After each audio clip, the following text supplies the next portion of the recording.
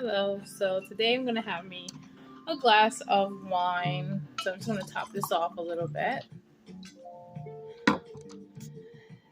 I worked very hard, and I've been watching the vlogs. Um, and there's a YouTuber on here that I watch some of her videos because I like to see and hear from individuals that obviously are completely opposite of me. Um, so her name's Bindi Mac. She has a very large following. She has a beautiful family. Congratulations to your success there. I just listened to her and I can kind of gauge that she's a bit younger than me. Not that much younger than me, just a bit, okay? We both have two children, but she's more conservative. She is obviously Christian and she has a really good way of approaching people that are in her community and outside of her community. There are some things that I wanted to kind of discuss concerning the unconventional beauty community. For first and foremost, I wanted to start a storytime channel on my YouTube channel because I got endless stories, guys. I got endless stories that are just phenomenal. But I decided maybe I should dedicate a channel to young women and older women titled Unconventional Beauty because honestly, many women of color, many black women, many darker skinned women who are not conventionally attractive. So you're not necessarily lighter skin, you don't have conventional features, or if you do, you have certain features about you that stand out, then you would be under the unconventional beauty category. And here's the thing, we get a whole nother level of treatment, attention, and harassment, and we have to conduct ourselves a certain way in society. Many of us belong to the brown and black community. And while there's a lot of women who are uncomfortable and a lot of personality types who may not be so comfortable standing out in a Western society, when you're an ethnic person, you naturally stand out. So it would do you no justice to be uncomfortable with that because it would be impossible to fully assimilate. And so I always encourage embracing standing out, embracing being an unconventional beauty.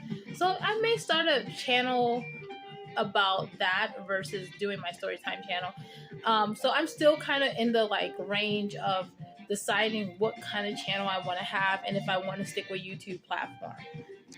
While I'm figuring that out, because this is my legacy. Like when I pass on, my kids will have these videos. They'll go back and be like, "That's my mommy.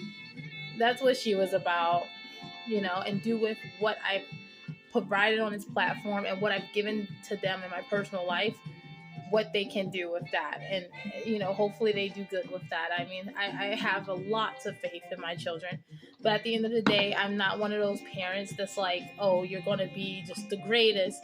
I'm like, you're human, and if you're the greatest one time and you're falling behind another time, I'm still your mother.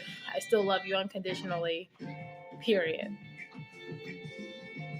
But I'm also still going to let you know, I'm still going to let you know that I feel like you can shape it up in this area and that area, so on and so forth, when it's appropriate. So I am someone that can only give you what I have. So if you have something that may be out of my range, comment below and be respectful, because I am a mother of two young children. I have a husband who I love. So be respectful. Don't be disrespectful. But I can only give you what I know. So if you find out more things, even if you're younger than me, share those concepts so I can do the proper research.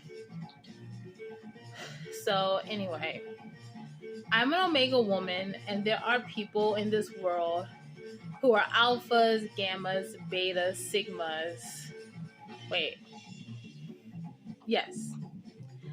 So I just was looking in all of those categories, like the deltas, the gammas, the alphas, the betas, the sigmas, the omegas, when it comes to feminine people, feminine women, like, you know, when it comes to us, and who are the ones that have more of the darker temperaments. And Jordan Peterson, who's a conservative, who I can totally understand why conservatives really are drawn to Jordan Peterson, coined the term, or he made it. He didn't really coin the term, but he made it a relevant thing for a little bit, which was witchy women. I made a video about it. And it's basically him just talking about women who are snarky, women who are intelligent, women who have a bit of a mouth, women who have a bit of a, not necessarily like we're going to, you know, we're not going to talk down to our men, like, because the woman that he was referring to is a married woman, so that means that she's married material. So regardless of what you identify as a witchy woman or not, okay, it's someone who's marriage material. But someone who's intelligent, more like a omega or sigma woman. So the omegas, the sigmas, and the gammas can dive into the dark femininity, and betas as well. There are betas who can dive into dark femininity, but their counterpart, the beta males, cannot. You know. So, but just talking about us women, like, I'm a omega woman. So omega women's are like the darkest contrast of dark femininity. And we do have traits and we can fall into toxic behaviors, but every temperament can fall into toxic behaviors. And I know people want to do away with this whole scope, but this is what I have.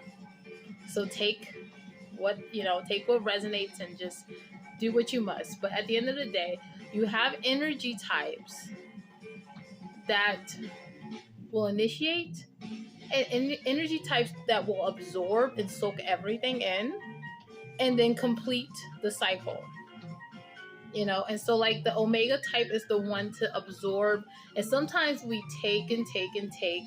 Sigmas also absorb the energy, but they're more articulate about how they approach and how they react, where omegas can be more emotional and more reactive. The sigmas are more articulate and they're more calculated. Okay, so what am I talking about? Like, so when it comes to conservatives, I don't want people to think that there are women who are conservative, who are biblical, who are believers in Christ, and they just have to do away with their darker aspects. Like, you're a human being, and not everything is to be demonized. Like, there's a sun, there's a morning time, and then there's a night time.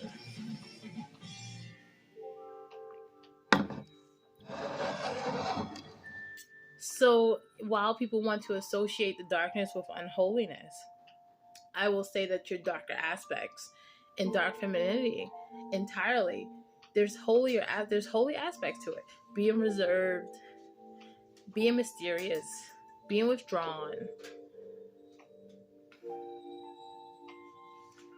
It's not innate, it's not evil.